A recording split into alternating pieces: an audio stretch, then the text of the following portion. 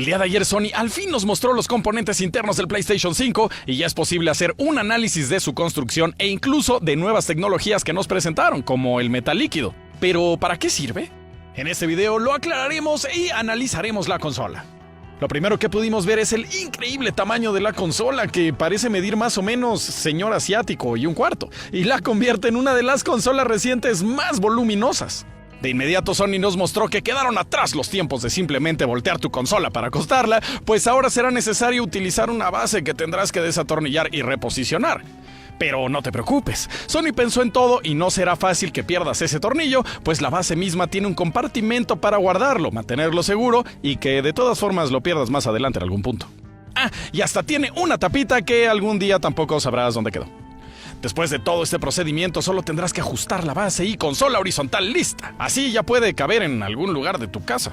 Después, Sony nos mostró que las tapas de la consola se pueden desmontar fácilmente sin necesidad de herramientas, con lo que abrió un mundo de posibilidades para la futura apariencia externa del PlayStation 5 y pues ya los vi haciendo terribles ofensas al buen gusto. Posteriormente pudimos ver la rejilla del ventilador y unas tomas de aire en donde supuestamente se quedará todo el polvo y que podrás limpiar con aire comprimido o hasta una aspiradora, pero que seguramente no serán suficientes para capturar todo el polvo. Una de las ventajas de PlayStation 5 es que podrás utilizar unidades de almacenamiento de terceros, y para eso está este puerto de fácil acceso creado para insertar memorias M.2 PCI Express 4.0 certificados por Sony, pero de otros fabricantes, lo que seguramente reducirá el precio de estos componentes gracias a la competencia. Y después de remover la garantía, ahora sí procedemos al destripamiento oficial para ver exactamente qué trae dentro esta consola. Y lo primero que nos mostraron fue un enorme ventilador de 120 milímetros con 45 milímetros de grosor. El gran tamaño de esta pieza son buenas noticias para tus oídos, pues entre más grande es el ventilador, menos revoluciones por minuto tiene que recorrer para mover más aire, lo que por supuesto se traduce en menos ruido, más enfriamiento y muy probablemente signifique que quedaron atrás esos tiempos de temer que tu PlayStation despegue a medio juego con su ruido de turbina de jet. Luego nos mostraron lo fácil que fue quitar la unidad de Blu-ray, lo que me hace pensar que tal vez fue una idea tardía en el diseño de la consola. En cuanto a su composición, todo muy normal, nada interesante que analizar a profundidad aquí, más que es capaz de leer discos de 100 GB.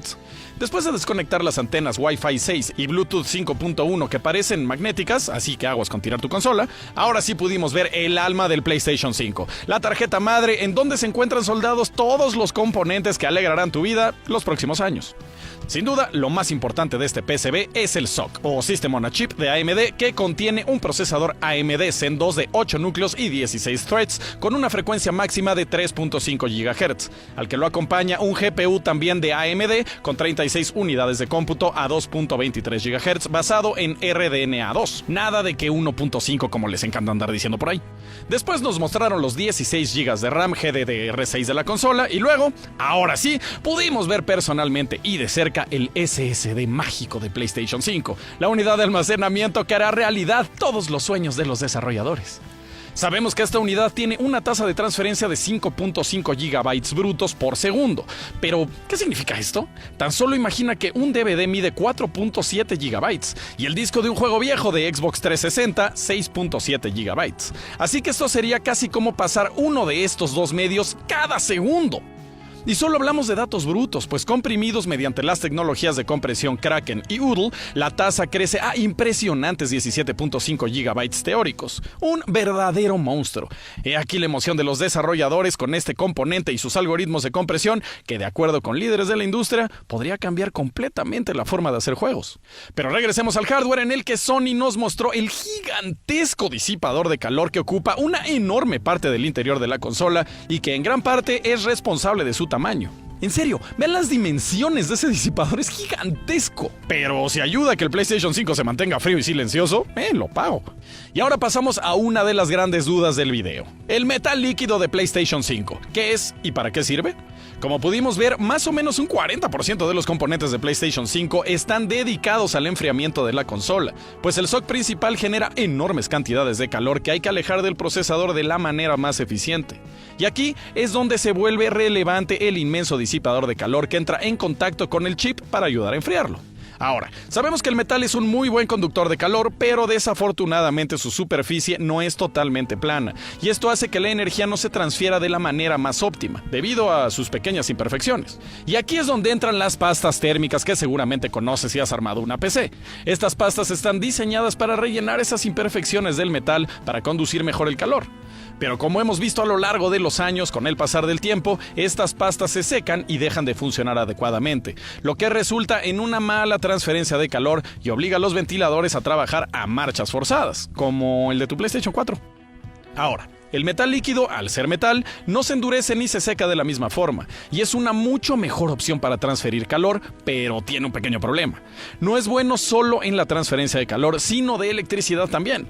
Así que el más mínimo contacto con otros componentes podría causar un cortocircuito y estropear la consola. Es por esto que Sony patentó una tecnología que reduce el riesgo de choque al colocar un material aislador que protege a los demás componentes de posibles fugas. A lo que se suma que en la patente, este metal se solidifica a bajas temperaturas y se vuelve líquido con el calor. Una tecnología realmente ingeniosa y que muestra toda la dedicación de Sony para el enfriamiento de la consola. Una vez aclarado esto, solo resta ver la fuente de poder de 350 watts y listo. Ese es todo el PlayStation 5 por dentro. Una pieza de ingeniería muy interesante y muy bien pensada, pues si lo vemos fríamente, en esencia el PlayStation 5 son solo estas 4 piezas, y 2 están dedicadas únicamente para el enfriamiento.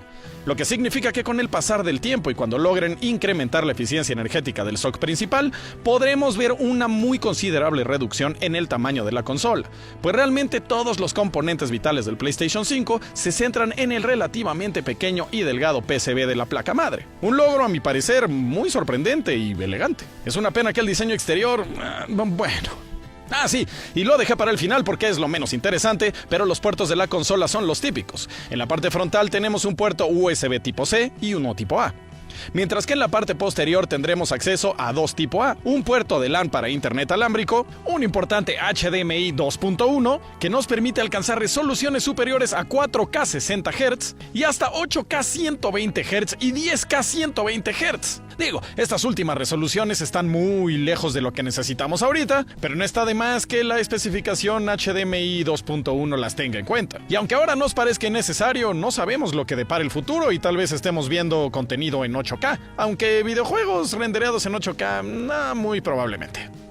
Pues bueno, ya tenemos una visión más profunda tanto del PlayStation 5 como del Xbox Series X, que logró introducir componentes con más poder en un empaque mucho más pequeño, pero que aún le falta presumir juegos que lo exploten al máximo. Mientras que PlayStation 5 nos ha mostrado un poco más de sus capacidades en cuanto a desempeño de juegos, pero con un hardware mucho más voluminoso. Al final, ¿importarán estas cosas? Solo el tiempo lo dirá. Pero lo que sí ya nos tiene ansiosos es el estreno de ambas consolas, que estarán a la venta, el Xbox Series X el 10 de noviembre y el PlayStation 5 el 12 del mismo mes. ¡Noviembre, ya apúrate! Si te gustó este video, dale like, campanita y todas esas cosas. Yo soy Thrash y nos vemos en el próximo video.